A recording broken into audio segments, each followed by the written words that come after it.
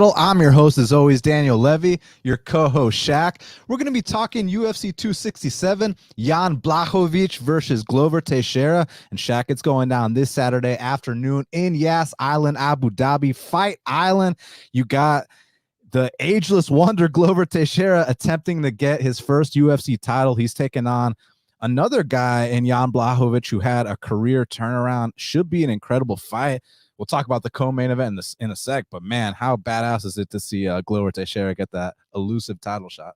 Yeah, you got to respect a guy like Glover. I mean, I've always said I think he doesn't get mentioned a lot in terms of like who's got the top ground game in the business, but I feel like his name, should be thrown in there. I mean, we see what happens when he gets on top of these guys. It's pretty much over. Pretty much everyone if he gets on top of you.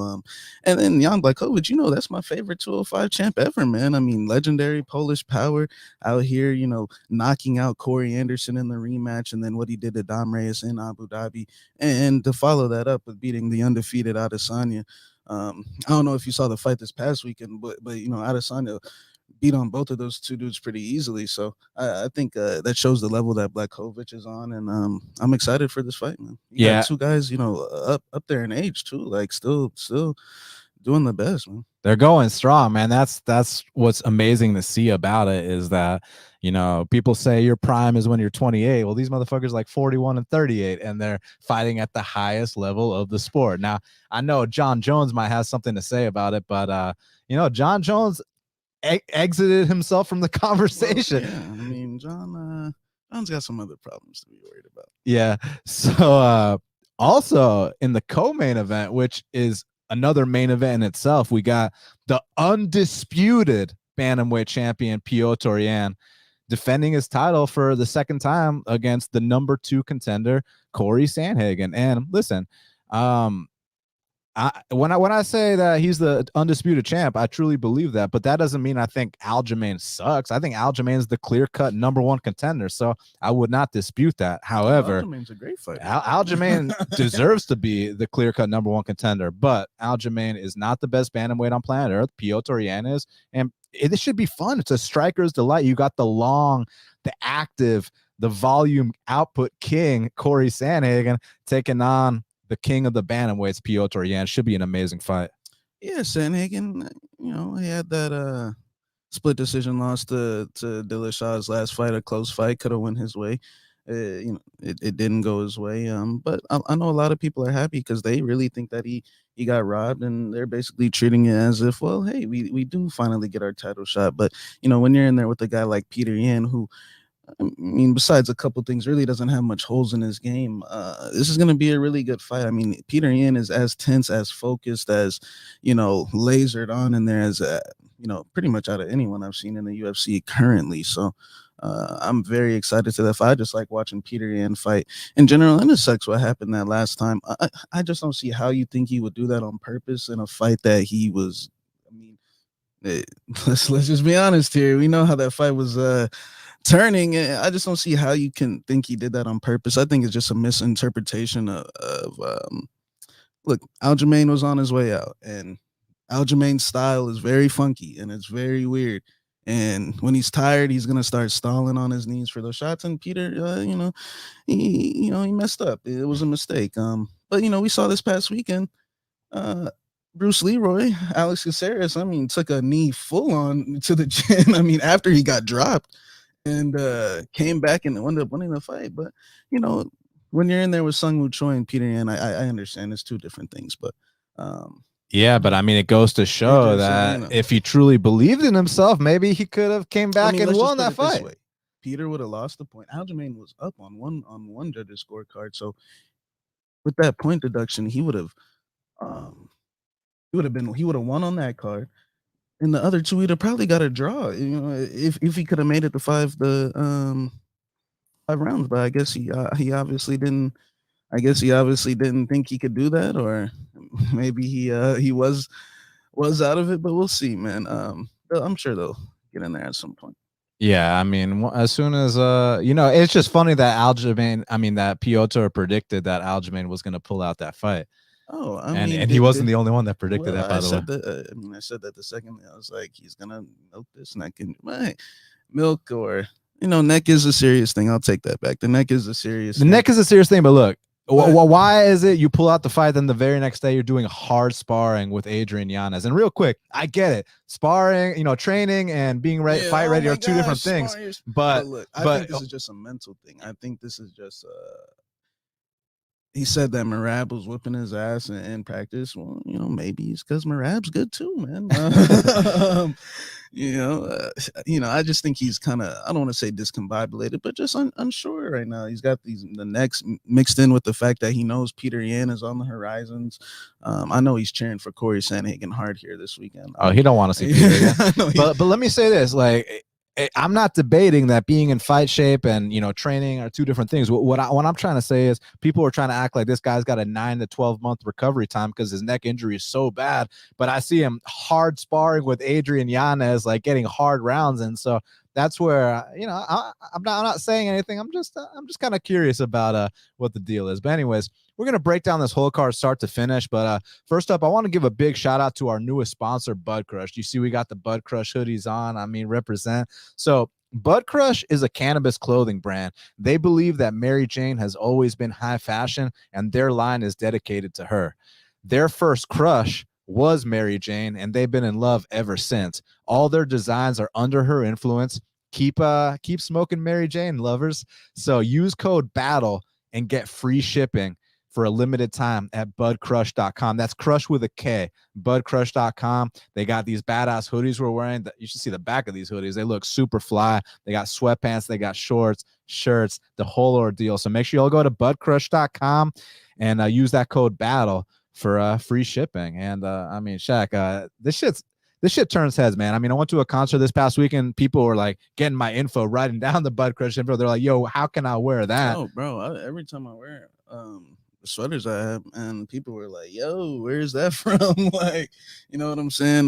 Back where I stay at. So it's it's definitely a head turner. Definitely gets the attention out there for sure. 100%. So go to budkrush.com. That's crush with a K. Use code BATTLE for free shipping. Well, Shaq, let's break down this whole card start to finish, because first up in the flyweight division, we got a matchup between Tagir Ulanbekov. He's 12-1. He's taking on Allan Nascimento, who is 18-5. And currently they got Tagir Ulanbekov minus 370. The comeback on Allan Nascimento is plus 310. Well, let me just say this off the bat. If anyone hasn't seen Allan Nascimento's Contender Series fight against Raulian Paiva, I personally think it's the second best fight in Contender Series history, right behind Sodiq Yusuff and Mike Davis. I mean, it was an unbelievable scramble fest, and I thought the guy deserved to be in the UFC then. Well, he went back to the regional scene, got a win, and now he's in there. And Tagir Ulanbekov, I mean, look, he's got the OV in the last name. He's a Russian, so he knows how to win some fights. But I gotta say, man, he's been kind of underwhelming at times. I personally thought he lost the Bruno Silva fight. The Zagas fight was kind of questionable. So it's just I kind of want to see more. So maybe I slightly lean Ulanbekov. For a guy that doesn't really put the stamp on things, I ain't laying no minus 370. I view this as a dog or pass situation. So it's Nascimento or pass, and I'm glad he got this opportunity. Yeah. I will say Ulanbekov, that performance he had against Bruno Bulldog, I mean, that was a good fight. I mean, that was a battle. They were both going at it. If that, just because they're no names, I thought that was an honorable consideration for fight of the night. Them boys were in there slugging. What I respected about that performance is just his toughness and his willing just to keep going forward, because he ate some big calf kicks. I mean, his calf was swelled up, and he just kept moving forward. And I think he won that fight slightly the first 2 rounds just based on getting the better of the boxing and just moving forward. And Bruno Bulldog was kind of just getting pushed back. Definitely lost that 3rd round. And I agree. He has had some, when you're a Khabib associate and, you train at Eagles MMA, I think the lines is just based on the fact of, is he going to win or is he going to lose? Now, to beat a OV in Abu Dhabi, it's going to be by decision. Is going to be very hard. I mean, it is. We already saw what happened to the last Brazilian he fought. It's going to be very hard. So Nascimento is going to have to come out here and make a statement. And with the line, I think that would be the side, because I mean, we saw that Paiva fight. We know he can scramble. His striking's not the best. He definitely does take some damage, but so does Ulanbekov. So I think this is an even matchup on the feet. Nascimento, if I'm not mistaken, is a world champion black belt. So Bruno Bulldog was having some success in the wrestling and the jiu-jitsu department against them as well. So yeah, I see this possibly being an even fight, but as we say, man, we don't need even fights. We need, is he going to actually dominate and make this clear? But from a betting side of things, I think he's the side, but as a pick side, I'm just going to pick Ulanbekov by a close decision. Yeah, I mean, especially in Abu Dhabi, like if you're if you're an off in Abu Dhabi, all you gotta do is fight close, and they're giving you that decision. Yeah, so there was a fight. Salikov had fought Elizeu, man. There was one round where Elizeu clearly won, but Salikov still ended up getting a 30-27 on one card. You know what I'm saying? Yeah. Straight up. So next up in the 155-pound division, we got Damir Ismagulov. He's 23-1. He's taking on Magomed Mustafaev, who is 14-4. And currently they got Damir Ismagulov minus 270. The comeback on Magomed Mustafaev is plus 230. This is a good fight between two dynamic strikers, but they're different styles of strikers. I'd say Damir is more of the surgical guy. He's going to pick his shots. He's going to pop that jab. He's going to stay busier. But Magomed is kind of a fast twitch guy. He's explosive. He's got knockout power. And I'd actually say Damir's better across the board, but I think that last fight against Rafael Alves kind of showed us that if there's any area that can be exploited, it might be the durability of Damir Ismagulov. I mean, don't get me wrong, Rafael Alves hits very hard, but so does Magomed Mustafaev, and we're dealing with a guy in Mustafaev who's paid his dues, who knocked out Fiziev. I mean, he hits like a truck. So I kind of see Damir Ismagulov getting off on that jab and kind of picking him apart for the duration of the fight. It's just, is he going to get knocked out or not? So that's what I'm most worried about in this fight. I'm going to pick Damir, but I understand people taking the shot on Magomed at plus 230, hoping that he catches him. But if this goes all three, then I definitely favor Damir. Yeah, I think there was a lot of circumstances going into that last fight with Ismagulov. He was, from what his manager told me, he was coming off like a smorgasbord of injury surgeries. Like I want to say 3 or 4 different surgeries after the Moises fight. A fight which he got rocked too, so yeah, that is a weakness. He's a little chinny. Hey, it is what it is. But so is Mustafaev. But Mustafaev has that spectacular ability to close the show with a spin. He's got power. His last fight with Brad Riddell, even though I was a little surprised that went to a split decision. He showed a lot of heart in that fight because he got hurt badly, and I thought he rebounded to win the 3rd round, if I'm not mistaken. So Mustafaev showed his heart. Like you said, he knocked out Fiziev. That can't be slept on. I mean, if you can knock out Fiziev in the 1st round. So yeah, I actually think this line could be a little closer, but there's just no denying that Damir Ismagulov throws much more punches than Magomed. He's much more active. He just has a better overall complete game, and mixed in the fact with, like I was saying, after the last fight with all the injuries, he was just getting his feet wet. And don't sleep on Rafael Alves. I mean, that dude's one of the most explosive Brazilians I've seen. Like, dude does flips.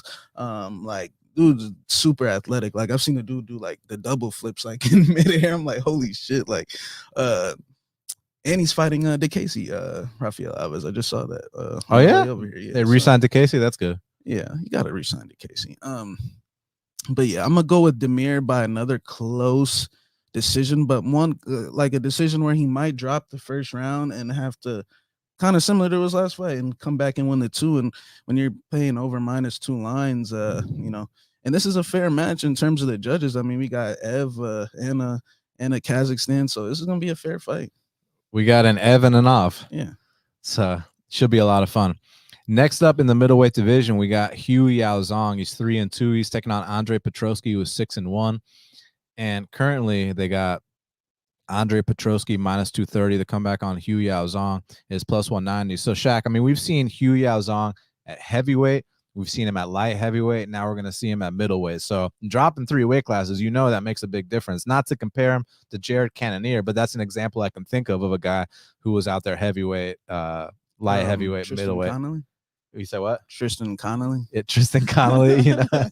So basically, what I'm trying to say is that he's going to be in the best shape of his life, but he's dealing with a D1 wrestler here in Petroski. Now Petroski still has to kind of round out his game a little bit more. He's still kind of green, so it's 2 kind of green guys. Here's the interesting thing: odds maker said this was a -110 pick'em. They weren't sure who's going to win, but the public took it to Petroski. I mean, look, if on paper you tell me you get a D1 wrestler, obviously from the United States, taking on a dude from China. Most times I'm going to pick the D1 wrestler, but I still think he's got a lot of work to do. So how you kind of see this one going now? Yeah, I really don't know too much about these guys, to be honest. I did see Petroski's last fight live. It was on the Tough Finale, I believe, right? Yeah, Yep. and I did like his performance down the stretch. But I'm not too familiar with Yaozong, who he fought Rashad Coulter and Cyril Asker. Yeah, I remember the Coulter fight. It's probably could be lined closer too. I think like a lot of these fights, I think they're all, especially with these first three, I think they're all going to be competitive, back and forth. So, yeah, I'm gonna take Petroski just because I did like his fight down the stretch, but this is coming from a guy who really doesn't know too much about these guys. So, I'm excited about the next fight, but I'm gonna pick Andre Petroski. Yeah, I mean, look, I got to go with the D1 wrestler here, but I mean, again, this guy Yaozong dropping 2 weight classes. There's a chance that he looks like a completely different man, and he's so early on in his career that I was in, a lot of these Chinese guys, they've been leaving China and coming to America. I wonder if he did his camp, like at Fight Ready or ATT or something. If anyone knows any details for the Yaozong Who betters. Yeah, let us know. But I mean, only 5 fights into his career, there's a chance he's making these big strides. He's a big boy too, so I'm curious to see how he looks. I mean, on paper, I got to go Petroski again, D1 wrestler versus someone that does not have that background. I mean, and they're both so green. The guy can always fall back on his wrestling, so give me him. But I'm hesitant to lay the price. So before we talk about the next prelim, I got to give a shout out to our sponsor, PrizePicks. So PrizePicks is basically, in my opinion, the most badass fantasy sports website on the planet. And what separates them from all the other outlets is that you can combine sports, and you're not, playing against thousands of other people. It's not you versus, you have to get first place out of 1,000 people. It's just you versus their projection. So for example, they said they're over, and they're basically over under. So they're over under for Austin Riley to score runs and RBIs was over under 0.5. So all Austin Riley had to do was get 1 RBI or 1 run, and we're good to go. And then you just combine that with an over in a women's fight, and you go and you cash out. So basically, you're going to receive an 100% instant deposit match up to $100 by using the code BATTLE at prizepicks.com. And PrizePicks is the simplest fantasy game on the market. You pick 2 to 5 players, and you can win up to 10 times on any entry. PrizePicks has no sharks, optimizers, or mass multi-entry. It's literally just you versus their projection. So, last week with Trinaldo, they had their significant strike set at 50, and Trinaldo rarely ever lands over 50 strikes in a fight. So we just took the under 50 strikes on Trinaldo, and that worked really nicely. And PrizePicks allows you to mix sports entry. So like I said, take the over on Max Holloway when he fights Yair, and take the under on Patrick Mahomes. I mean, if you think that Calvin Ridley is going to have a great season for the Falcons, but you think Julio Jones is going to struggle outside of Atlanta, take advantage of it. PrizePicks has a slick, easy-to-use mobile app, both on the App Store and Google Play. They got a 4.8 star rated in the App Store with rave reviews. So I highly recommend you'll go to prizepicks.com, download the PrizePicks app, and check them out. Use code BATTLE. Tell them we sent you, and get a 100% deposit match up to $100. All right. Well, next up in the featherweight division, we got a matchup between Makwan Amirkhani. He's 16-6. He's taking on Lerone Murphy, who is 10-0. And currently, they got Lerone Murphy minus 290. The comeback on Makwan Amirkhani is plus 245. So, I mean, look, Makwan Amirkhani is a beast for about 4.5 minutes, man. I mean, the guy can grapple his ass off. The guy who's going to get takedowns. It's just he hits this wall, and I think he's got some kind of health issue he keeps talking about on his IG. Something's wrong with his kidneys. He gets too dehydrated in these weight cuts, and as a result, it truly wow, I just had to fucking kill a spider with my bare hand. And as a result, it fucks up his performances, man. And at first we could say, oh, but he was fighting top level guys, Shane Burgos, Arnold Allen, but now it's happening against newcomers.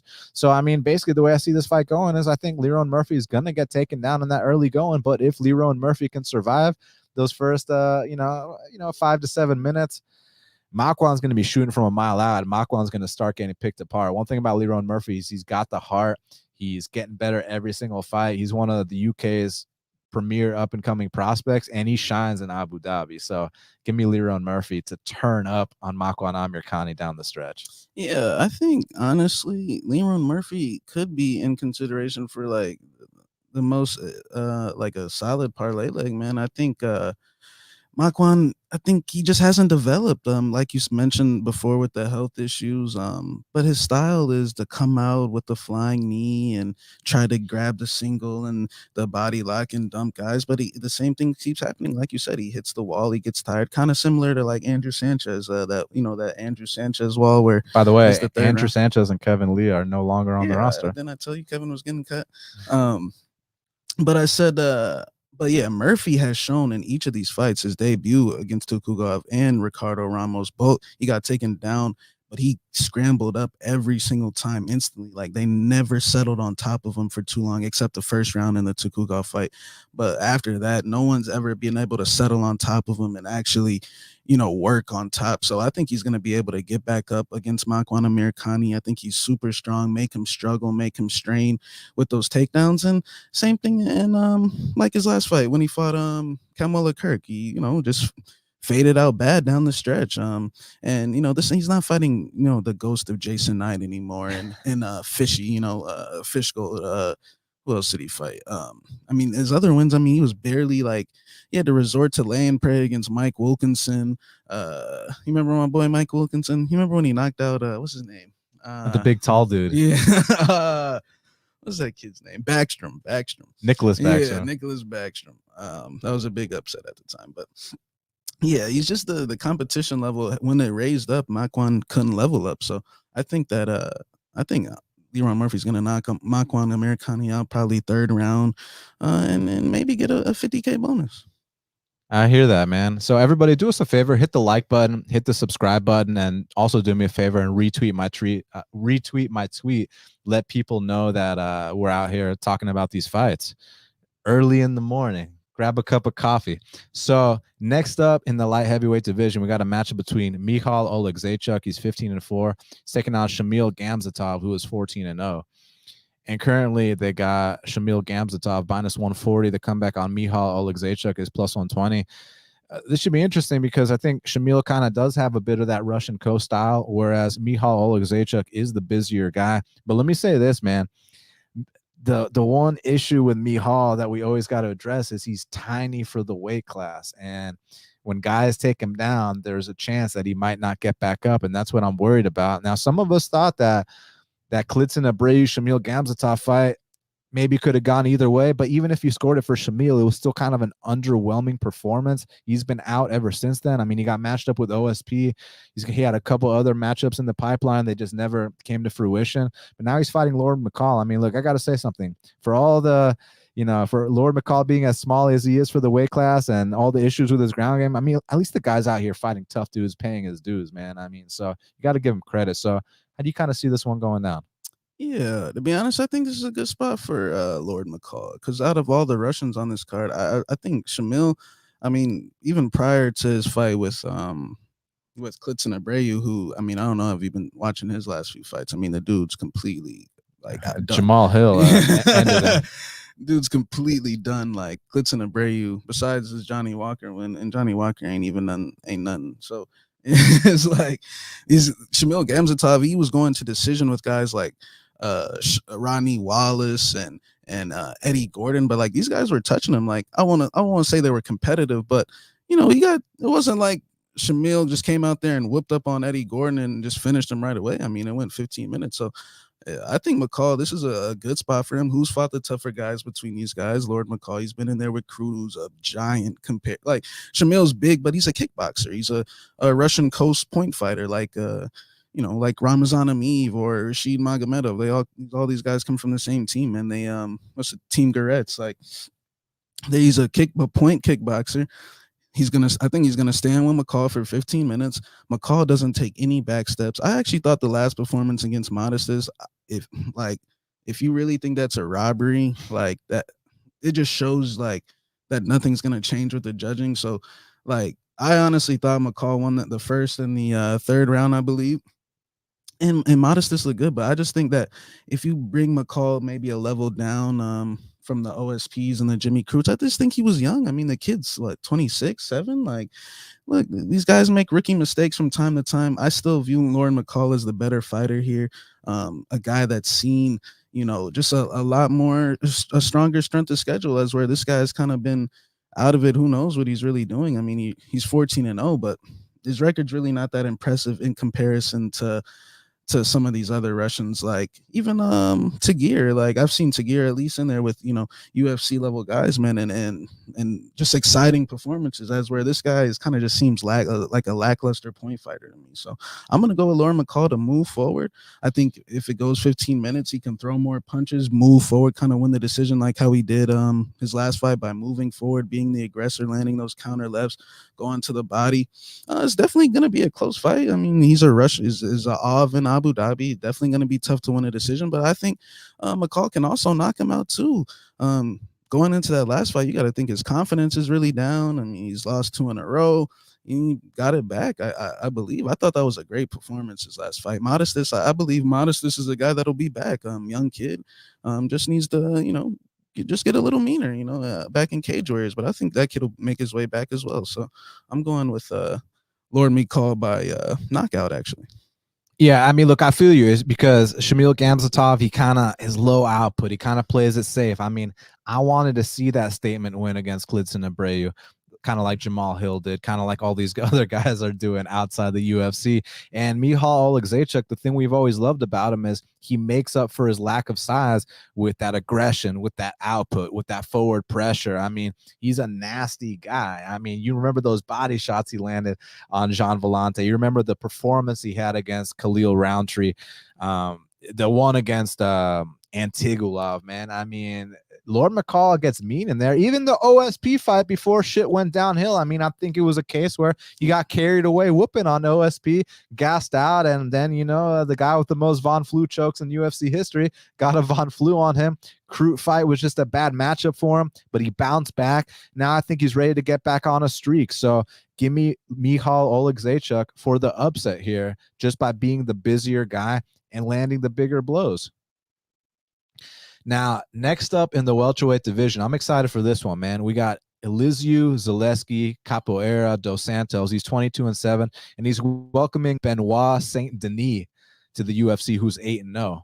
And currently, they got Elizeu, Zaleski, Dos Santos minus 230. The comeback on Benoit Saint Denis is plus 190. So, listen, I got to give Saint Denis a lot of credit. Firstly, he's got balls for stepping in there against Zaleski in your UFC debut.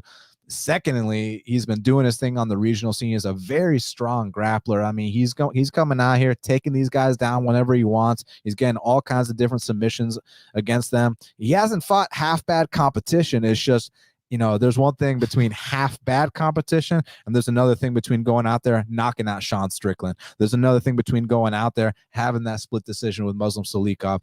Elizeu Zaleski knows what it means to have a 7-fight win streak in the UFC, have the war with Max Griffin. I mean, and we talk about Zaleski's capoeira kicks, like the one that he knocked out Sean Strickland with. What about his submission game, man? I mean, that fight against Luigi Vendramini, that Peruvian necktie he had on him in the first round, I mean, that shit would have tapped out a lot of people.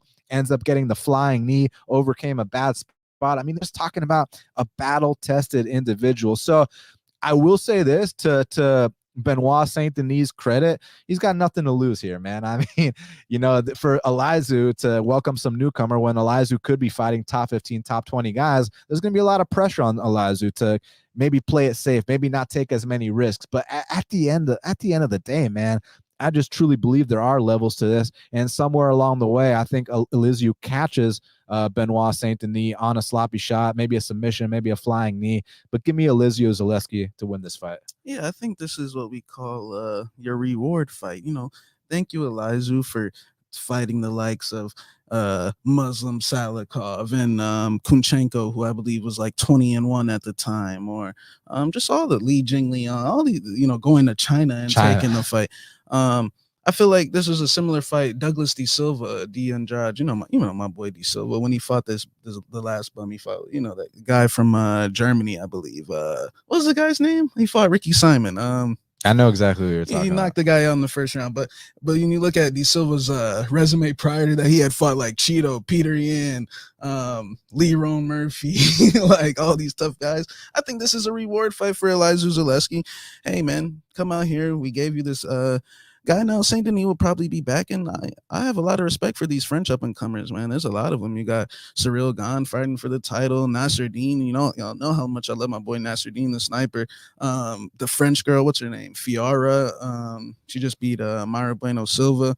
They've been stepping up their game over there. The Frenchies they're pushing them out. So you got to be a little skeptical. But from what I've seen, it's just the level. Even though the dudes have good records that he's been fighting on the Europe scene. A lot of you look into a lot of those records, they're severely padded, and Elizeu's been fighting the real thing. I mean, like we said, been in there with Sean Strickland and actually knocked him out. I know everyone remembers when he exposed the myth of Curtis Millender. I mean, that was a big one.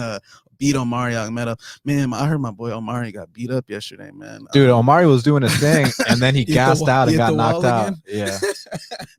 Omari hit that wall. Oh man, but yeah, I'm going with Elizeu. I think this is a good spot, and I don't think the line's high enough, to be honest. I mean, Elizeu was a guy.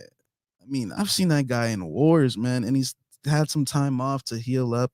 He's not in there. This is not going to be like a high level chess match like Salikov, like elite counter striker. And Elizeu arguably won that fight, in my opinion, and played that game fairly well with him, that counter game. So I'm gonna take Elizeu by vicious knockout here, maybe a knee, a spin. I think Elizeu's gonna be on top of the cage celebrating in Abu Dhabi. Now, next up in the middleweight division, we got a matchup between Albert Duraev. He's 14-3. I thought he was 16-3, but either way, he's taking on Roman Kopylov, who is 8-1. And currently, they got Albert Duraev minus 330. The comeback on Roman Kopylov is plus 270. So you got Russian versus Russian, but I feel like they fight vastly different, man. I mean, Roman Kopylov is more so of he kind of plays it safe. He's kind of got that point fighting style, and it's very alarming that he got submitted by Carl Roberson. I get it, UFC debut, this and that, but come on, man. Like that's a big red flag. And I know not to get into these terms, but one could argue he got his Russian card revoked when he got submitted by Carl Roberson. But as far as Duraev is concerned, I mean, talk about a guy who's paid his dues on the regional scene, has all the experience you can get outside the UFC to get here. Nasty on the feet, nasty on the mat. I see this guy possibly being a top 20, maybe even top 15 guy down the line. This is a good entry fight for him. I see Albert Duraev coming out here and putting it on Roman Kopylov. He's just meaner. He's nastier. He's more well-rounded. He's more experienced. He's just better. So give me Albert Duraev to win this fight impressively. Yeah. Kopylov, how old is he? Young kid, right? Like, yeah, he's just a kid. Let's see how old he is. He is, oh no, he's 30. It's because he hasn't fought in years. Yeah. So man, that last one against Roberson, I think a lot of it had to do with his calf was severely compromised. But he still gets submitted, but I think it was all just derived off that calf was swelled up. And Duraev, I've actually been watching this guy Duraev for quite some time. He fought Ramazan Ameev back in the day in M1. He fought Tukhugov. He fought Vichat. Like he was a young kid back then too. He was in the Sharks with those boys in Russia, and he I don't think he's lost since he lost to Ramazan. So yeah, Duraev I think is the more put together fighter with the wrestling and the striking, but you can't forget that, like, sometimes I've seen a lot of crazy things in those debuts, man. I mean, like, you can't fully judge Kopylov off that. I expect him to come into this one a lot more hungrier, a lot more focused, a lot sharper, and he is a good kickboxer. Like, he was a big favorite over Roberson, if I'm not mistaken. Like, I actually do think this one could be lined over just based on the fact that the first fight performance and the second fight performance, like, for example, what's the kid's name that fought McDessie? Bahamondes. Like, his first fight with John McDessie was a great fight, but if you you could just see progress. Like the first round, he didn't even look like he was UFC level, but then by the third round, he looked better. And then look at the second performance, like all the hype that he had going into the first fight is what he showed in the second fight. And I see that.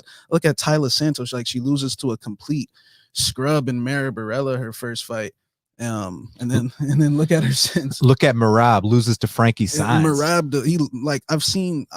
I think this should be closer. Like, I think this kid's gonna come back a lot stronger, a lot more hungrier.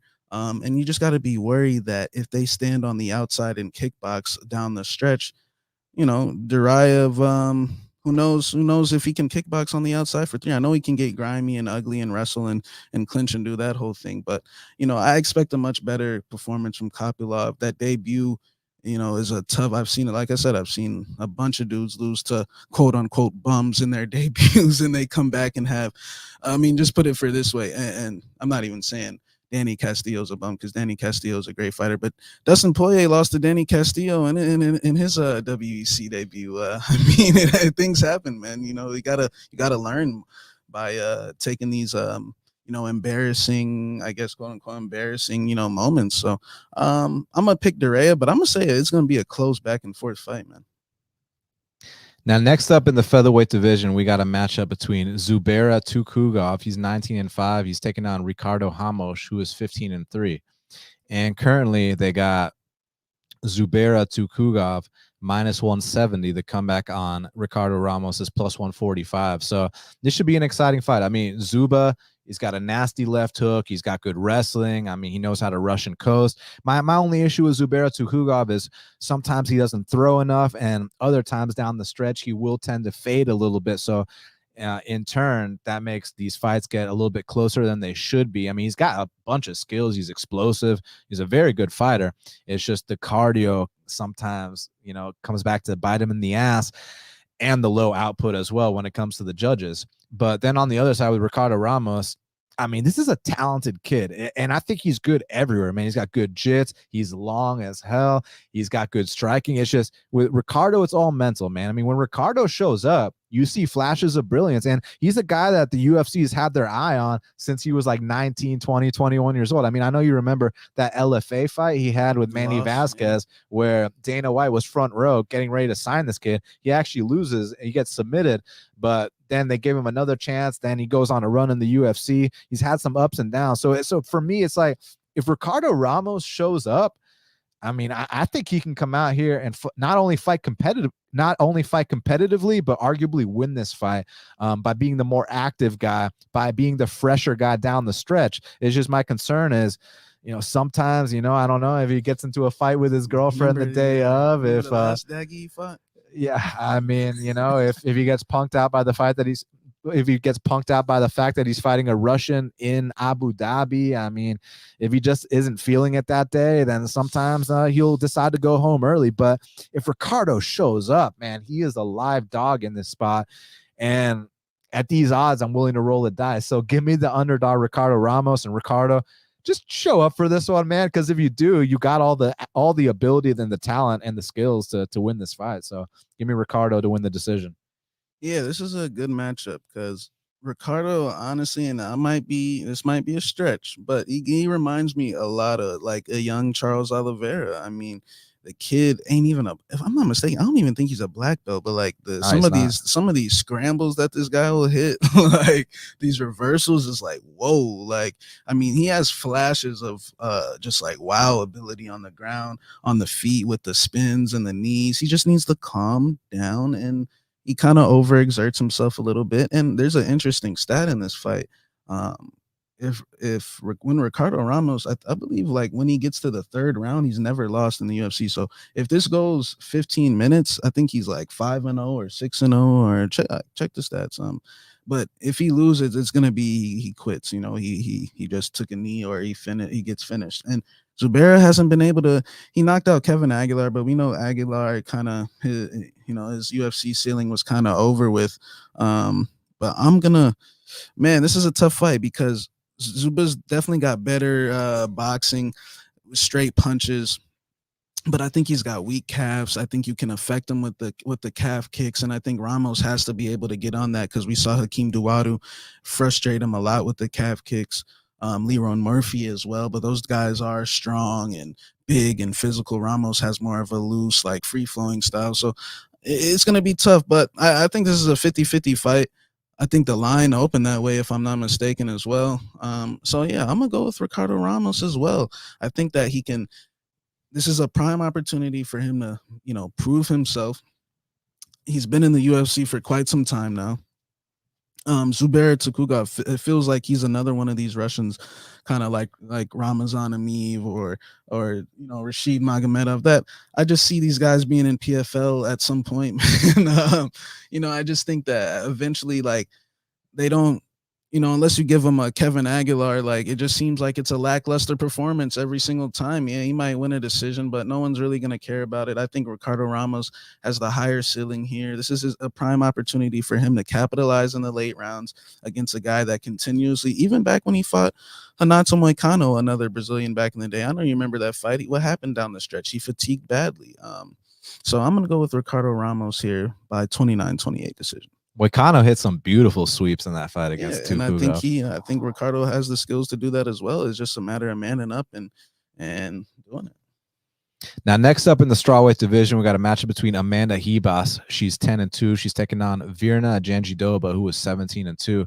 And currently, they got Amanda Ribas minus 165. The comeback on Virna Jandiroba is plus 145. So, great fight. I mean, I think that Amanda Ribas is super well-rounded. The only issue is her chin, and that really is an issue because at strawweight you don't often see a lot of knockouts. And I'm not even just talking about Marina Rodriguez, who's one of the best strikers in the division. I mean, Polyana Viana also knocked her out, and I know that was a long time ago, but the reason I bring that up is because we have evidence of her being knocked out back in the day and in present day.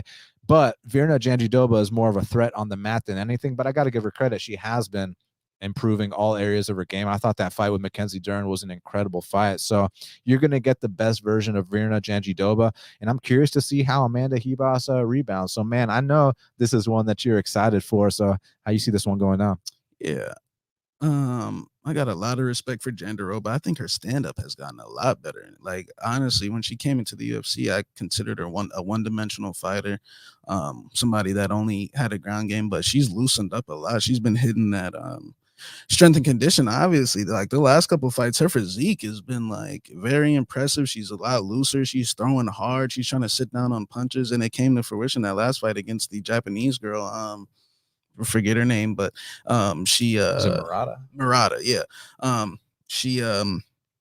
thought her stand-up looked the best it ever had. We already know what she's capable on the ground. Ribas is very stiff. She moves forward, and when you look back, you look at the customers she was in there against. We were talking about Randa Marcos, Paige Van Zandt, Mackenzie Dern, Alpha Baby, Emily Whitmire. Who else? Is that it? So yeah, when you really, in hindsight, look, Ribas is a beautiful woman, and she might have had I'm not saying she's a fraud or anything like that. I think she's a good fighter, solid, strong. It's just that I feel like the jiu-jitsu it might cancel each other out here. I feel like Ribas might have a slight edge in the wrestling, but in terms of passing Virna's guard or being able to like stay on top of her for a considerable amount of time, I really just don't see it. I think that these two are Ribas is gonna have to prove that she can stand in the middle in this fight, and that her chin can take shots. And man, it just seems that anytime that chin gets touched, she has like that, that Luke Rockhold thing where they kind of freeze up and the Gray Maynard. Yeah, the Gray Maynard where they kind of freeze up, and I feel like she kind of has that. And so I'm actually going to take Jandiroba here. I think that her stand-up's improving. I think there's a lot less pressure on her in a sense. Like, I just feel like a lot more eyes are going to be on Ribas based off the last fight. I mean, she kind of got knocked out twice in that fight, not once, because Herb came in and looked like he was going to stop it and then backed off, and then Marina had to get in there again. It's definitely going to be a two jiu-jitsu girls like banging, like kind of sloppy but entertaining. But I see Jandiroba just getting the better of it down the stretch. But we'll see what happens, man. I just think it should be closer to a pick. I'm going to be honest. I think Jandiroba, look at her strength of schedule. Comes in there, Carla Esparza, first fight. then she took care of the other girls. I mean, she took care of them easy, not 15 minutes. It was first round, like less than 2 minutes submissions, breaks the Japanese girl's arm. And like I said, I thought the Mackenzie Dern fight, and Mackenzie is a top 5-6 girl. Like, just because she lost to Marina is just, leveling up right now. I think Mackenzie will be back. So I'm going with Verna Jandiroba here by decision. And I'm very grateful to Verna Jandiroba for cashing that bet against Felice Herrig. Easy ass money. Yeah, less than minute 44. Yeah. Yeah. So this is a great fight, man. I kind of do think that Amanda Ribas has her covered. I mean, minus the durability, and she's also the much more athletic fighter here. But I do agree with you that it just stylistically speaking, it might get interesting because it's like, is Ribas going to take her down and have a lot of success there? Not too sure. But I do kind of think she can keep it on the outside. And I do think she's got the cleaner striking. It's just cleaner striking offense, not cleaner striking defense. And that's what I'm worried about. Even though Virna's, I don't think she's ever knocked anybody out. I mean, I don't think Polyana Viana had knocked anybody out either. So that chin is a real concern. And also the confidence of coming back from that knockout. How does she rebound? But I think Ribas slightly out hustles Virna Jandiroba in this spot and wins a decision. I just think she's slightly more athletic, more active, and I don't want to say better across the board because you got to respect that jiu-jitsu game of Virna and also her experience, man. She's truly been battle tested, and that counts for a lot. But I still am slightly leaning with Amanda Ribas, so give me her for the dub. So before we talk about the main card, got to give a huge shout out to our longest standing sponsor, Manscaped. So do you know what's spookier than seeing a black cat on Halloween? It's shaving your balls with anything other than Manscaped. When it comes to below the waist grooming, there's no need to carve your pumpkins this Halloween because Manscaped is here to upgrade your grooming experience. Go from bite-sized candy bar to a king-size candy bar and join the 2 million men worldwide by going to manscaped.com for 20% off and free shipping with the code BATTLE20. And I mean, guys, you don't want to deal with, any bleeding. You don't want to deal with any bullshit. And you got to be ready for those short notice opportunities, man. I mean, if she calls you up and you got to come through and give her that appointment at 3 p.m., or if it's a long-standing investment, you got to be ready for someone you're going to see long-term. You got to be ready for both those scenarios, man. And have you ever tried to trim your balls and it turned into a Freddy Krueger film? Well, luckily, Manscaped is here to save the day and make sure you're smelling fresh with their new refined body wash. Fellas, the ladies love their signature scent and it will scare away all those vampires. Unlock your confidence with the Performance Package 4.0. Inside, you'll find the holy grail of men's grooming items. They made it easy for you to upgrade your grooming routine. It's a full moon out and the werewolf in your pants is howling. It's time to hackle that problem with the Lawnmower 4.0, which is what I got in my hand right here. And this thing is a game changer. Their finely tuned Pew products feature a cutting-edge ceramic blade to reduce grooming accidents thanks to their advanced skin-safe technology. The Lawnmower 4.0 is easily the greatest ball trimmer on the planet. And did I mention it's waterproof too? So your power goes out, go hit up that shower and you're good to go. And it's got that light on it, which is ideal. The Performance Package 4.0 also includes the Weed Whacker, which is a total game changer to your men's hygiene arsenal. The Weed Whacker is a nose and ear hair trimmer that provides proprietary skin-safe technology that helps prevent nicks, snags, and tugs in those delicate areas. And I mean, look, if you got nose and ear hair, there's nothing wrong with that, but there is something wrong with not addressing it. Seal the deal with Manscaped's liquid formulations, their Crop Preserver Ball Deodorant, this right here, and the Crop Reviver Ball Toner, which I got in my hand right here, will make sure your pumpkins stay fresh. Trust me when I say this, fellas. Your balls will thank you, and she's going to thank you too, man. That deodorant comes in handy on the reg. Manscaped even threw in 2 free gifts. Their Performance Package 4.0, which, they got the boxers and the Shed travel bag. I love the boxers. I use them in jiu-jitsu all the time. And bring your comfort and boxers to another level. If you're looking like Wolverine, haven't cut your nails recently, be sure to look for the Shears 2.0 nail kit. They have a bunch of other life-changing products on their website, so be sure to check it out. Get 20% off and free shipping with the code BATTLE20 at manscaped.com. That's 20% off and free shipping with the code BATTLE20 at manscaped.com. Say trick or treat to your beautiful new Halloweeny with Manscaped. Oh yeah, man. You already know how I am with my Manscaped, bro. I'm a loyal user, bro. Like I still use I'm still on my first lawnmower, man. The 3.0? I haven't even opened my second one, but yeah, I'm still on my 3.0. I mean, that thing works wonders. You gotta have the ball deodorant, man. That's a must for the weekends. I mean, you gotta treat your ladies right, man. You don't want them going into dirty, infested waters, man. You got to make sure they give you that 5-star Amazon review. You know what I'm saying? Because when they talk to their friends, maybe their friends will be interested too. And you got to keep that on the low. But I'm just saying, you got to make sure you're ready for all scenarios. Ladies, man. Look after the ladies, man. Absolutely, 100%, and look out after yourself too, man. Sure. You know, do a little something for you. So go to manscaped.com, use that code BATTLE20 for 20% off and free shipping. Now let's talk about this main card, because first up in the 205-pound division, we got a showcase. We got a showdown between Magomed and Kopylov. He's 15-1. He's taking on Volkan Oezdemir, who is 17-5, and currently they got Magomed and Kopylov minus 300, Shaq. The comeback on Volkan Oezdemir is plus 240. Should be a hell of a fight. I mean, look, you can't deny it. Magomed Ankalaev is, I mean, I was going to say a prospect, but he's a contender now, and he's someone to look out for in the light heavyweight division. But when you say minus 300, I expect him to come out here and steamroll someone. And look, Volkan Oezdemir is no slouch. I mean, we're talking about someone that's battle tested, man. We're talking about a guy who beat Alexander Rakic. And don't sit here and call that controversial, because he chopped down those calves of Alexander Rakic. And then you see Rakic come back against Anthony Smith and chop down his calf. So he learned his lesson. You saw that fight against Dominic Reyes before Dominic took all those L's. Back when it was the fresh Dominic Reyes. And a lot of people thought that Volkan Oezdemir won that fight. And even if you don't, you can still acknowledge the fact that it was a very competitive back and forth fight.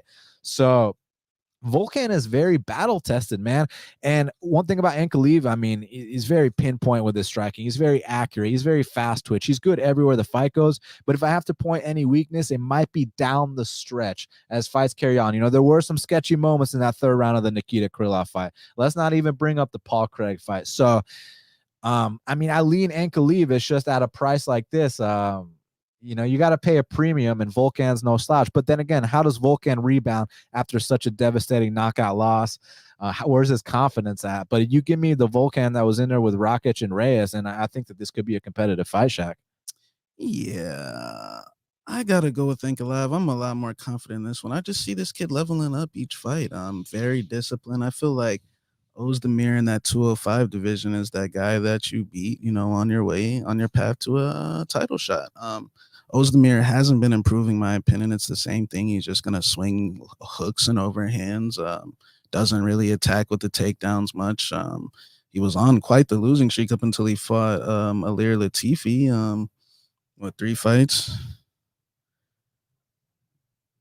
Yeah, just fought very good competition, 100%. But I just don't really see much improvement in his game over the years. And now you mix in the fact he's coming off that vicious knockout loss. Vicious. Again, I mean, I'm talking like that guy Yuri. When he gets you, he gets you. Like, it's not like, I mean, he like, I truly believe like that dude changes your life if he knocks you out. And just the fact that Ankalaev, I just think the only way Oezdemir can win is by he has a puncher's chance early. But other than that, 15-minute battle, I see Ankalaev just winning on points, picking them apart. And I actually see a guy that's making an effort to, unlike some of these other Russians, like the Krylov fight, I just think, you know, he was a little skeptical of the jiu-jitsu. Look, we know how Ankalaev should be undefeated. You know how he lost his fight is by submission. I would say that, if anything, might be the hole in his game. I think he was very worried about Krylov's ground game in that fight, and I don't think he's gonna have to worry about that here. I just think Oezdemir is just gonna be swinging over hooks and overhands and hooks at him, simple. And I think he just needs to stay composed, calm, like how he does, and pick him apart and win the decision. Russian coast, if you can find the finish, I think he can do that as well. Just a lot more ways for him to win this fight. I think Oezdemir is just too basic, too predictable. Just comes forward, and that's pretty much it, man. So I'm gonna go with Ankalaev. I'm actually say by I think he's going to make a statement here. I think he's going to knock him out, like finish him and prove that he's ready, you know, for this next level. Look, if he does that, that's going to prove a lot. I mean, that'll prove that he's ready to go into that top 5 and start really swimming with the Sharks at 205 pounds. Because, I mean, as of right now, he's been passing his tests. I mean, he's been handling these guys accordingly how you're supposed to. I think Volkan is kind of that gatekeeper to the top 5. You beat him impressively. Now you're going to go up there against the Rakić's, the Reyeses, the Anthony Smiths, all these guys. So it's going to be very interesting to see. If Ankalaev wins, his next fight will be Anthony Smith. So you're predicting Ankalaev versus Anthony Smith coming up here? Yep. Yeah. So give me Ankalaev. I'm curious to see how he handles this, because Volkan is not usually a walk in the park. It's usually a tough fight. I mean, even against DC ended up, taking care of him. But even that first round, I mean, Volkan will bring it early. Now, there's no doubt about that. So I expect this to be a firefight while it lasts. And maybe with that being said, maybe Ankalaev does get a knockout as a result of the way that Volkan fights, because Volkan ain't going to come out here and sit on the outside and, try to, pick and run. Like, Volkan comes to fight, man. So that might actually give Ankalaev the openings to get that finish. But either way, I'm very interested to see how Ankalaev handles this test, because I'd say this is the toughest fight he's ever had on paper. Now, next up in the welterweight division, we got a matchup between the Leech, Li Jingliang, is 18-6, and he's welcoming back Khamzat Chimaev, who is 9-0. And currently, Shaq, they got Khamzat Chimaev minus 650. The comeback on Li Jingliang is plus 425. So interesting little stat here. Li Jingliang as the favorite, minus 170 against Jake Matthews. You think that's like one of his easiest fights he's had in a long time. I mean, boy, did he drop the ball there. Li Jingliang against Neil Magny. You think, I mean, dude, like, let's come out here and bully this guy. Nope. It makes Magny look like a D1 wrestler. But then flip side of things, you look at some tougher competition he's fought. Elizeu Zaleski absolutely manhandles him, has him, flailing all over the place, knocking him down, and he's doing backflips on the ground, and knocks out Santiago Ponzinibbio. So as an underdog, this guy's got a good history. Now, Khamzat Chimaev has not fought the competition level that Li Jingliang has, but there's a chance he might be that special new breed fighter. Is he that once in a lifetime guy that everyone thinks he is, or is this line severely inflated in your opinion? Chimaev, I'm a Chimaev fan. Like, I'm one of the few. I know a lot of people think he's a fraud, but I actually think the dude's legit. I mean, the knockout Mearshart in that fashion. I know Mearshart might, in some eyes, might be, just a gatekeeper or whatever, but I mean, not too many people just come out there and like. I mean, I know Ian Heinisch did the fight before that, so let me take that back. But I'm impressed with this guy, man. I know, to be honest, I was one of the few people that had him over Leon at the time, but COVID struck him, and I just think the momentum was too much at the time. But now Li Jingliang, he does have a history of. He does have a history of these big upsets. And when you look at his last fight, I remember Ponzinibbio was coming off all type of illness and almost sickness, died. Similar to Chimaev. So personally, I think the difference here is just going to be that Pons is a little bit on the older side, and even prior to that, Pons has taken a lot of damage, been in a lot of wars, and I think that was a little bit mixed in as well. And he just doesn't have Pons is a stand-up toe-to-toe striker. Chimaev at least has the wrestling in his back pocket to at least warm himself into the fight, get back in there in the swing of things. We've seen Magny have success against Jingliang. You really never know what you're gonna get from Jingliang in terms of fading him. That's why I'll never play him at chalk ever. But now he's a big underdog. So I think look, you got a chance with the Lee can hit as hard as anyone. His flow is on point. I mean, the dude's got a lot of good feints. The dude can crack. He knocked out Pons and Elizeu. So I'm gonna stay away from a betting thing. I'm gonna just enjoy this one because the line's just too much. You don't want those type of lines against Jingliang. Trust me, you're gonna be sweating a lot. And as far as a shot on him, I actually like this Chimaev guy. From what I heard, like he trains like differently than, he trains differently. But from what I've heard, man, everyone that's been in contact with him can vouch for this guy. Like, saying that he's gonna at least make the top 5, the top 10. So this is he's fighting number 11 here this weekend. I expect this one will be a little bit tougher, but I've seen Li Jingliang hurt, rocked several times, taken down. Fatigued in a lot of his fights. They're just, sometimes he catches the dude and comes back and has an exciting performance. But dude definitely takes a lot of damage. Is there to get hit. Is definitely there to dish it back out. But I'm gonna go with Chimaev. Probably he might have to go 15 minutes for this one. He might have to go 15 minutes for this one, or maybe he gets like a late ground and pound stoppage type.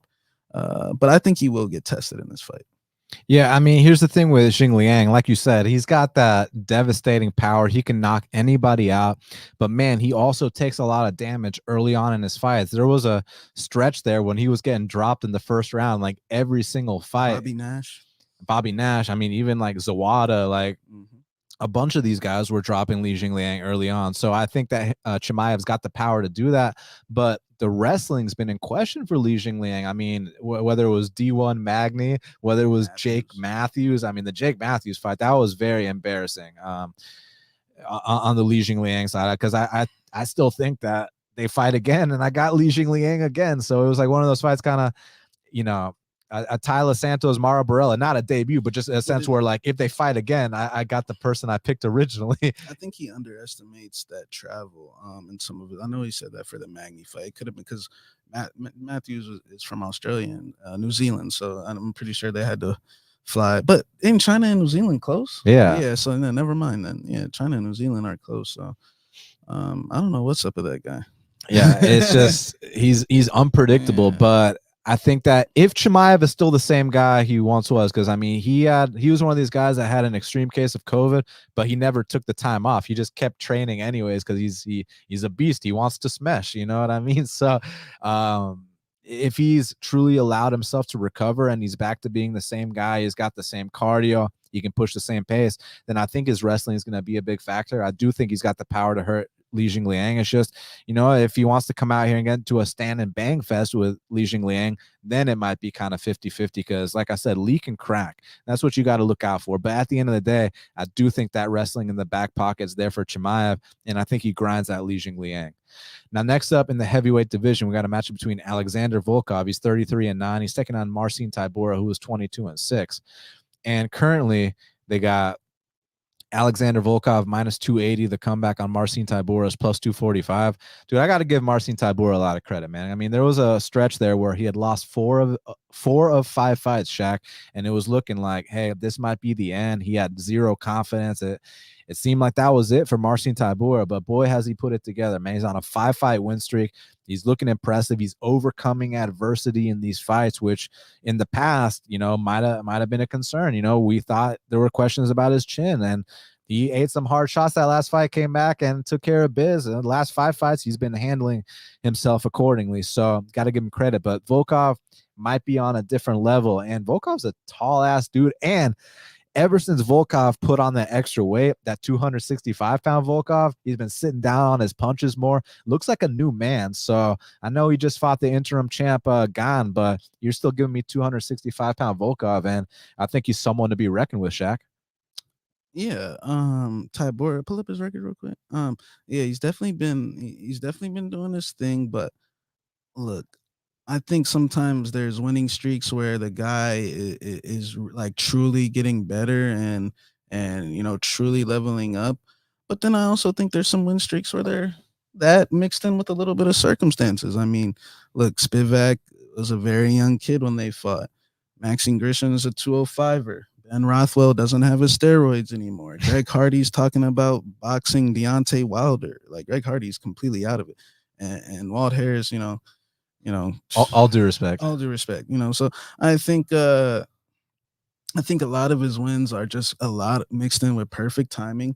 And he's definitely been doing his thing, but this now is a whole different ball game. I mean, look, Martin's only way to win this fight, in my opinion, he's gonna have to pull a weasel job out of his ass. Like, he's gonna have to wall install. He's gonna have to like just really be on. I just don't see how he can keep it together for 15 minutes. Saying a guy on the downs. I don't really, even though he lost to Cyril Gane, I thought it was a good look. Gane, man, I was blown away in his fight with Derek Lewis, man, that like the dude's feints and just his movement patterns are hard to pick up on, man.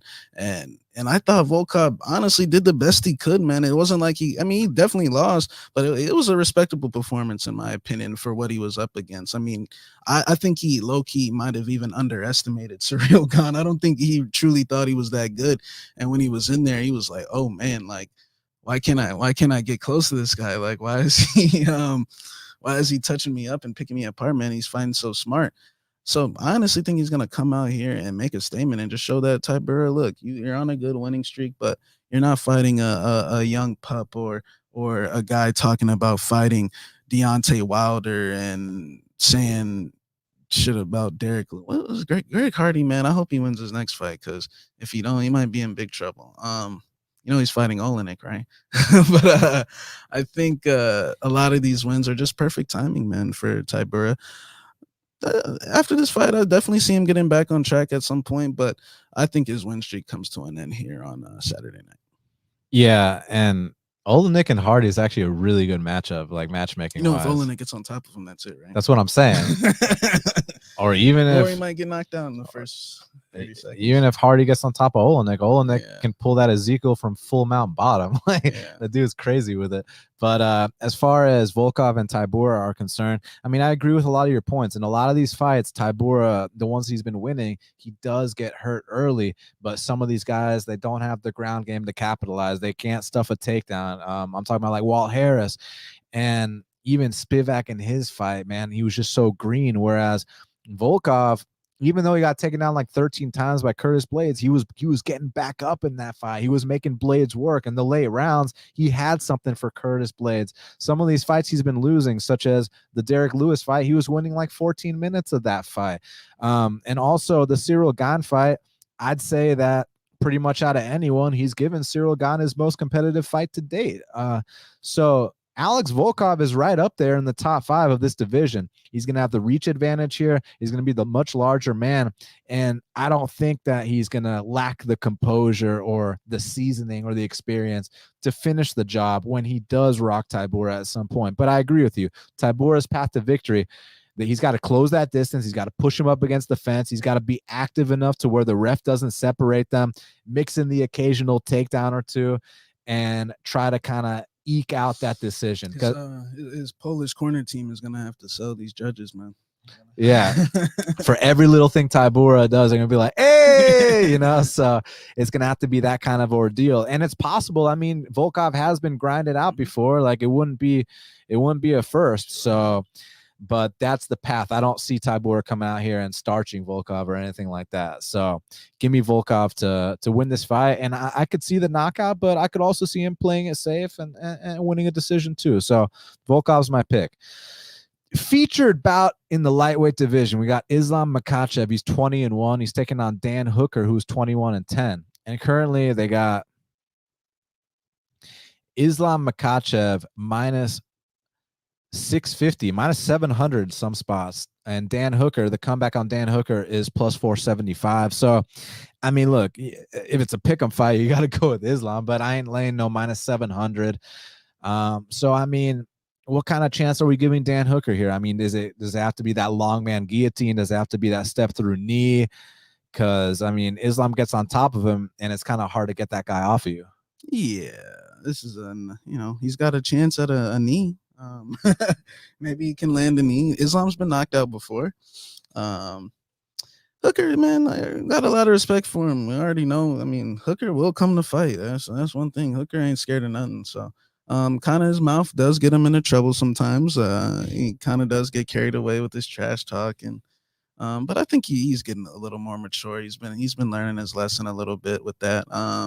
But as far as this fight goes, man, it's just one of those things where it's like, look, I'll be honest, man, Islam is a serious threat to the title. Like, I think honestly, what the UFC is doing here, they're letting Dustin and Charles and Gaethje and Michael Chandler and all these guys, have their, fun for that, keeping Islam away from these guys. Because, look, Islam, it's not going to be a fun fight. The guy fights very professionally. He doesn't take any unmeasured risks. He We already know about his wrestling game, who his head coach is now, Khabib. This is Khabib's main training partner. So we know Islam got it the hard way coming up. He had to probably take some real ass whippings. So yeah, we saw his fight with Sarukian, his last fight with to submit Moises, like to actually make Thiago Moises tap. Like no one's ever done that. like I can see, people done broke Thiago in the past before, but like by striking, not by actual making. Like Thiago's a serious jiu-jitsu player, and he actually made him tap. So like the dude's ground game he's a complete fighter. So yeah, I see him. Maybe he plays it safe, and just does the tie him up and this is take him down over and over again. But I have seen Hooker. I saw Dustin Poirier Dagestani handcuff him in their fight, so I already know that Islam can. Paul Felder took him down too. Paul Felder, he took Paul down as well, but Paul Felder took him down. So yeah, I just don't see how he wins this fight unless he lands a knee or Islam severely underestimates him. Look, Hooker's got big balls, but sometimes there is a cost with that. But I think he's doing the right thing here. If he can somehow win, he's right back in there. So, but I don't see him winning. I see Makhachev dominating him. Yeah, what I'm curious about, obviously I think there's a huge grappling edge for Islam Makhachev, but I'm curious to see if he tests his stand-up here. And the reason I bring that up is because in a lot of these fights, Hooker takes a lot of unnecessary damage. Hooker is very overconfident in his chin and his ability to take a punch, and rightfully so. Looking back at his UFC debut against Maximo Blanco, where he ate like over 150 strikes, all the way to the Dustin Poirier fight where it was a similar ordeal. Hooker can take a shot, and I know Chandler cracked that chin, but that was like kind of one of the first times that that's happened, that someone's actually put down Hooker with strikes to the head. I know Barboza was an accumulation followed up with a body shot, but what I'm trying to say is that Hooker is one of the most durable guys in the lightweight division, and I'm curious to see if Islam wants to come out here and test his striking at all. And if he does, I'm not saying that he can't have success, but that would possibly give Hooker that chance, because Hooker is a dynamic striker too. He can stay very long. He can stay on that outside. He can pop that jab. He's got a nasty knee. You saw how he knocked out Gilbert Burns with the double the hook to the body, hook to the head. He's also got that long man guillotine choke, so you shoot from a mile out and he can capitalize. But end of the day, you got to go Islam Makhachev. I'm just curious about the approach here. He can do what you said, drag it to the mat, stay on top of him, Dagestani handcuff, ground and pound, possibly get a submission. But I'm curious to see if he wants to test that striking defense of Hooker, which has been tested many times in the past. So yeah, the pick is Islam Makhachev. I'm just very intrigued to watch it, because I want to see how he handles this. Because he comes out here and makes a statement, and we're definitely talking about him possibly fighting for a title next. I think if he wins this fight, his next fight will be Dariush. Oh, I like that. Yeah, that's a good fight too. Co-main event of the evening for the bantamweight title, we got the undisputed UFC bantamweight champion Piotr Yan. He's 16-1. He's taking on Cory Sandhagen, who is 14-3. And currently, they got Piotr Yan minus 210. The comeback on Cory Sandhagen is plus 180. Shaq, this is going to be one hell of a fight, man. Look, you got the champ, Piotr Yan, who, he's as well-rounded as you can get. He's as mean and as nasty and as tough as you can get. He's got insane cardio. He's got this thing, though, where he kind of lulls his guys into this false sense of security where they think that they're getting off a little bit, and all of a sudden out of nowhere he drops you. All of a sudden out of nowhere your gas tank wanes, and then he really puts it on you. He can mix in takedowns as well. Everyone was saying Aljo was going to take him down. Aljo landed 1 takedown. Piotr landed 7 takedowns. So don't sleep on his ground game. And look, Cory Sandhagen, super talented guy. He's long for the weight class. He's got big knees. He's got his output. He can, from distance, this guy can accumulate the numbers. And I think that one day Cory Sandhagen might be a world champion. It's just coming off that last fight with TJ Dillashaw, even though I did personally score it for Cory, there were a lot of things that were left to be desired. It seemed like he was playing around in there too much. He was easily clinched up against the fence. That distance was easily closed. I bring that up because TJ Dillashaw's 5'6". Piotr Yan, he's not that much taller than that. So I've seen a smaller man close the distance on Cory Sandhagen before. And I'll tell you this right now, Shaq. Piotr Yan starts getting some of those trip takedowns on Cory Sandhagen, starts getting on top of him, And watch out what happens on the mat. But don't sleep on Piotr's hands either, because Piotr's got 8 UFC fights. He's landed 9 knockdowns in those 8 UFC fights. But the reason I bring up the ground game, I mean, Jose Aldo is known for his legendary get-up game and his legendary takedown defense. When's the last time you saw Jose Aldo in the turtle position not be able to get up and just eat shot after shot after shot? When's the last time you saw Aljamain Sterling get taken down 7 times in a fight? So Petr Yan is the complete package. I think he's a top 5 pound-for-pound fighter on planet Earth. And again, Sandhagen is such a talented kid. I definitely think he'll be back. I think that he will be a threat to the title one day, just not Saturday night. So give me Petr Yan to defend his undisputed title. And then when the number 1 contender, Aljamain Sterling, is ready to return, I can't wait for that rematch. Yeah, I think there's, a lot of people are saying there's a lot of misconceptions about the Sterling Yan fight. And I already kind of shed light on my opinion on what happened there earlier, but I think personally, I think I've been telling you this for some while now, man. I think Petr Yan, man, is like truly just like talent wise, just the way he's lasered in, focused. I like how you mentioned that false sense of security, because I'm hold on. Yeah, I like how you mentioned that false sense of security, because I feel like he plays a trap with everyone with that, man. I think he gets these guys feeling very comfortable. They're getting off on him. Peter's kind of showed up early in the early stages in a lot of his fights. He just follows. He definitely eats shots every fight, 100%. He's got to watch out for the flying knees here against Sandhagen, a much taller, longer guy. But I personally do not believe that Cory Sandhagen is ready for a title shot. I only think the reason why he's getting this title shot is because Rob Font turned it down because he had COVID. And secondly, a lot of people think he won the TJ fight, but it's not even about, he won the TJ fight. He didn't. It was the things that he did in that fight for that split decision to happen. Because if you would have looked at TJ Dillashaw's face in that second, third round, I mean, TJ literally had a cut coming from his forehead all the way down. I mean, blood everywhere. And the fact that was such a prime opportunity, if you're really this title challenger, if you're really this number 1 contender, that was your perfect opportunity to prove that, hey, let me come out here and put this guy who's been out for all this time. And I'm not trying to say like Dillashaw ain't nothing, or Dillashaw is a future Hall of Famer, all that good stuff, arguably the best bantamweight ever. But it was the things in the clinch, his inability to separate from the clinch. And these are problems that have been going on since the very beginning.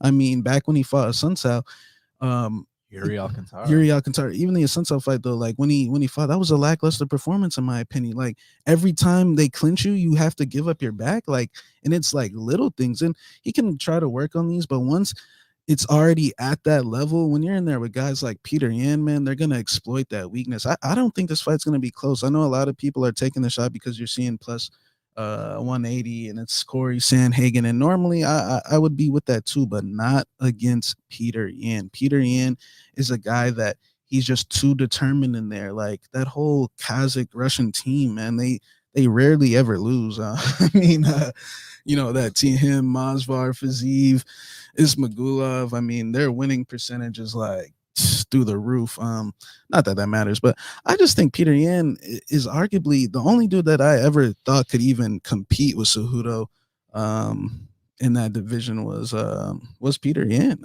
I didn't think Aljamain, Sandhagen, Rob Font, TJ. We already knocked out TJ. So, I think that like Petr Yan is truly the best 135er in that division. I think he's going to come out here and just, give Cory that false sense of security early, but I think he can beat Cory everywhere, man, on the feet, in the in-close boxing, put pressure on Cory to make him uncomfortable where he's, maybe overreaching on those flying knees and doing them a little too early, like make him walk backwards and make him, grab his hands. Like when they get in close, rough him up. Like Cory, I also have a suspicion that his body might be a little in this matchup. I think that his body, I'm really interested to see how he takes body shots in this fight, because I see a very skinny, small frame. And I also want to see like what really happens when Petr Yan gets on top of him, because that rolling around for triangles and arm bars and stuff, like how he kind of did versus Dillashaw, that's going to get him severely hurt in this fight, in my opinion. I mean, Peter Yan is a different type of dude, and I'm excited for him to finally defend his belt against Aljamain Sterling down the line, man. So all I got to say is real fighters fight. And still. But I'm going Peter Yan by 4th round TKO. Main event of the evening for the light heavyweight title. We got the undisputed champion, Jan Blachowicz. He's 28-8. He's taking on Glover Teixeira, who's 32-7. And currently they got Jan Blachowicz -300. The comeback on Glover Teixeira is +250. Look, it's incredible what Glover Teixeira has done. I mean, to get back to this point, to get on the win streak he's on, and to overcome the adversity he's been overcoming in these fights, man. I mean, the Thiago Santos fight, he got badly hurt. He was still able to get on top of him. You look back at a fight, for example, the Carl Roberson fight, he was on death's doorstep, still got on top and choked him out. The difference is Thiago Santos and Carl Roberson have a history of being submitted, and they don't fight back in those positions. Jan Blachowicz is a black belt. And it's been a long time since this man has been taken down. So here's my real question. I want you to break this down first. Is Glover Teixeira a threat to the 205-pound title? I mean, of course, if Glover gets on top of anybody, I mean, that's problems, man. So yeah, 100%. But like I was mentioning before with who was it? Marcin Tybura. I don't want to discredit my boy Glover. I love Glover. I mean, besides his performance against against Corey Anderson and Phil Davis. I mean, I've loved every Glover Teixeira fight out there, so you can't put Glover in there with those boring wrestlers. but yeah, I think that as far as this fight goes, man, I've been so impressed with Jan Blachowicz, and what I was saying about Tybura. I kind of think a lot of these wins on the streak for Glover is a little circumstantial, man. I mean, look, Anthony Smith was coming off an intruder in his house. I mean, it's true. Thiago Santos was coming off a knee surgery and dropped him multiple times. And Thiago is not going to fight in some of those positions as hard as Jan Blachowicz will, in my opinion. Like, Thiago and them hurt him easily. I think Anthony Smith, Glover did his thing there. He weathered the early storm and got on top of him, put on one of the more hellacious beatings you're going to see 100%. So, I definitely give him his props on that one. But what about his fights prior? He still got, like, the Nikita fight was a close back and forth fight. I know what happened when Jan fought Nikita. It doesn't matter. But the Kopylov fight, another fight that he got rocked in. Look, Glover Teixeira is going to get rocked in this fight. It's just a matter of the difference I see is just the composure between Blachowicz and Smith, where I felt like he was going way too hard and compared. Like, Smith's a guy that eases into, Smith's a guy that gets beat up on, and then he starts to come back, except his last fight. Ryan Spann just kind of pulled a stunt there. But I think that Blachowicz is going to touch him with the jab at will. I mean, anytime the jab couldn't land more enough in this fight, and I think he could time the left hook. I don't think Glover Teixeira can stand with him for more than a minute or a minute and a half and not get dropped. Like, that's how big of a gap in just timing and striking ability I see in this current stage right now. It's what matters is Blachowicz not overexerting himself on the finish. Like, pick your shots, don't gas out, because when this guy gets half guard and scoops around to the back and now you're a little tired, now you're in trouble. So I feel like it's a similar pattern. Like, Kopylov, all these guys had him hurt, but they got carried away on the finish. They were going too hard. You got to stay patient, pick your shots, be ready for a 25-minute battle.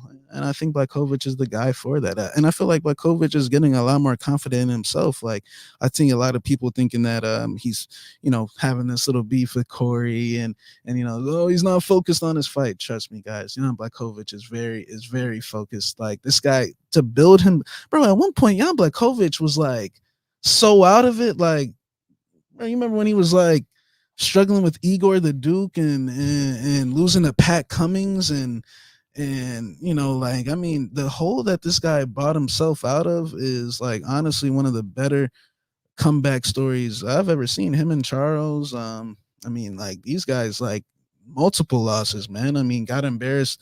Like I said, to Pat Cummings, the dude had to resort to lay and pray against Igor Prokrajic, and he beat Jared Cannonier, go Krylov, Jimmy Manuel, Rockhold, the former champs, right? Like this guy, I think he's settling in, comfortably in that 205 champ position.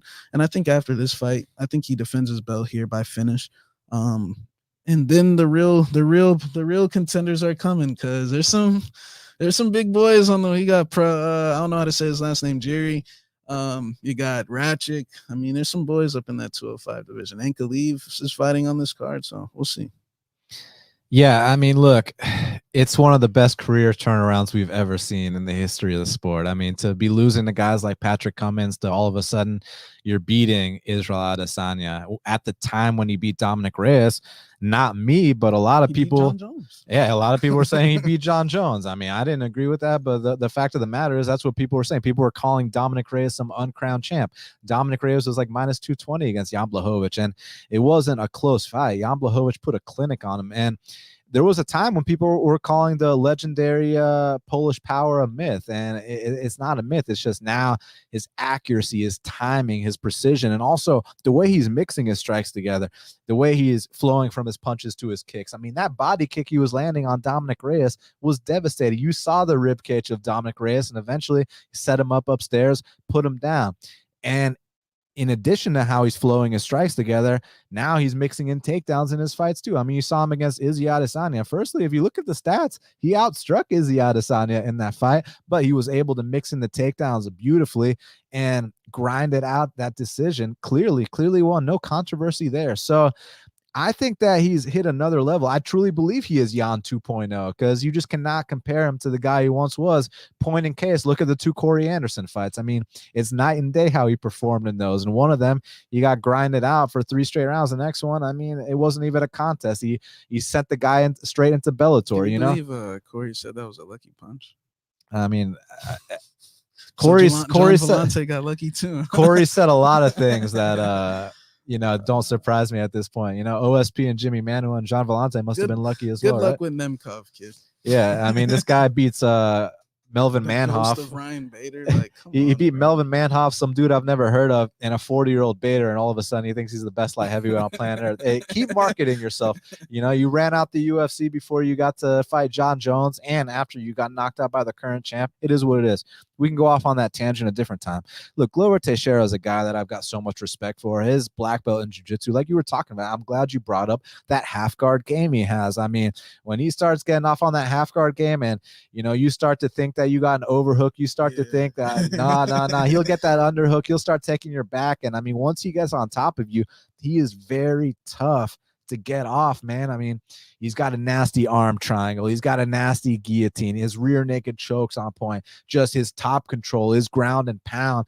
And I mean, he's got some one-punch knockout power too. I know you remember back in the day, he was coming out here. He said Tyson is his hero. I mean, he throws some big overhand rights, some big left hooks. The only issue is that now that he's kind of starting to get up there in age, he's so tough that he can make up for the fact that he gets rocked in a lot of these fights.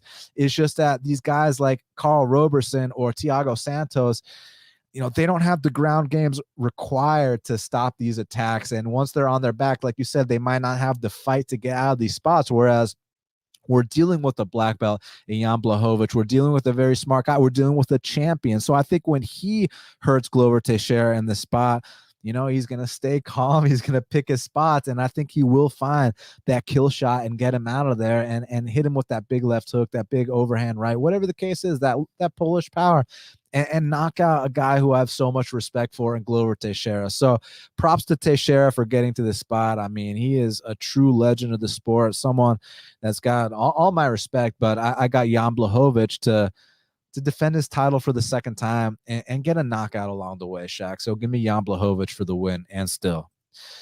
Well, Shaq, now we got to talk about the fight to watch and the fighter to watch. So in your opinion, what is the fight to watch for UFC 267? My fight to watch is going to be, I'm going to go with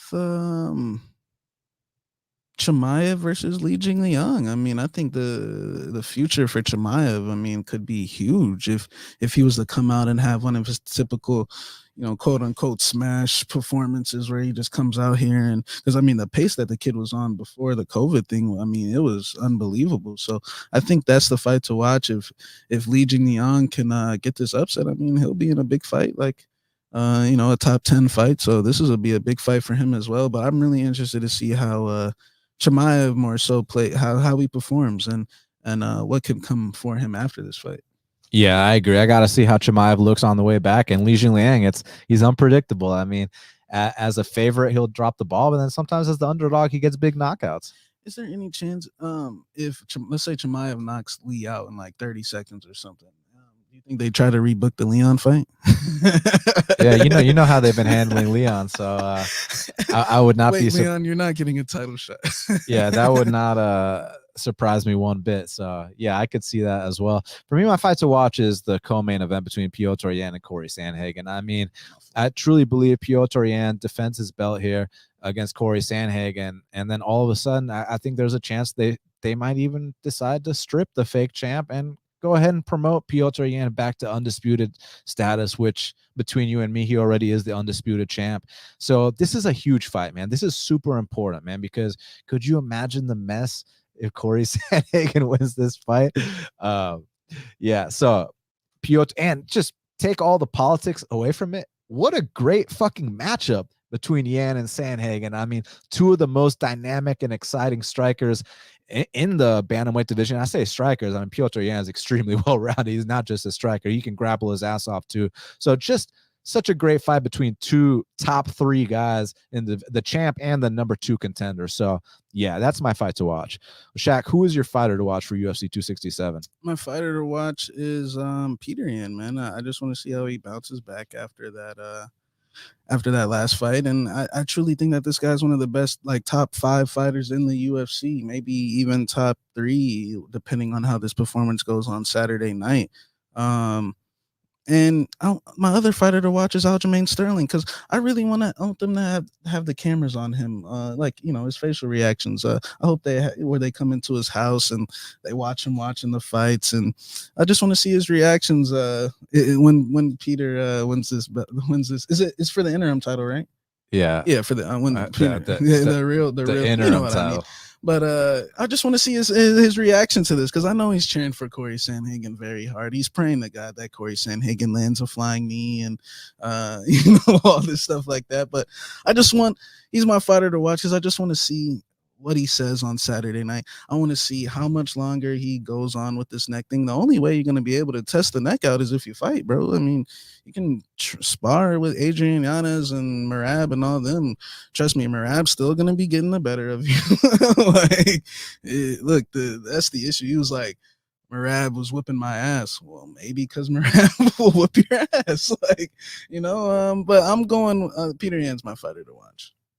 My fighter to watch, I'm going to go somewhere on the prelims. I'm going to go with Ricardo Ramos. I mean, this is a kid who I've always thought had all the talent and the skills. It's just about putting it together mentally. And again, he's got another tough challenge in front of him. I mean, he's fighting a Russian in Abu Dhabi, Zubaira Tukhugov. Even the fights he loses, I mean, no one rarely goes out there and just runs him over. I mean, it's usually a hard-fought battle. So Ricardo Ramos is going to get tested in this spot, but I think it's a test he can pass. I'm just curious to see how he shows up here, because I truly think he's got the talent, the skill, and the ability. So I'm very curious to see how Ramos handles this test, and he is my fighter to watch here. Well, Shaq, we did it. It's going down Saturday morning and afternoon in Abu Dhabi. UFC 267, Jan Blachowicz versus Glover Teixeira, Petr Yan versus Cory Sandhagen. Thank you so much to all our fans for being here with us. We truly appreciate it. Make sure y'all hit that like button, hit that subscribe button, hit the retweet on Twitter, share this, let everybody know that we're back. It's good to have you back here, Shaq. Make sure you follow Shaq at MMA Genius 05 on Twitter. Follow me at Best Fight Picks. Subscribe to Half the Battle on iTunes, SoundCloud, YouTube, Stitcher, Spotify, all the places where we are available. We truly appreciate it. We'll be back for the next card. hit up our sponsors too. BudKrush, if you like the fresh ass gear we're wearing, go to budkrush.com, use code BATTLE for free shipping. Go to prizepicks.com, use code BATTLE for an 100% deposit match up to $100, and go to manscaped.com and use code BATTLE20 for 20% off and free shipping. We truly appreciate it, guys. Thank you all so much for your support, and until the next time, let's cash these bets.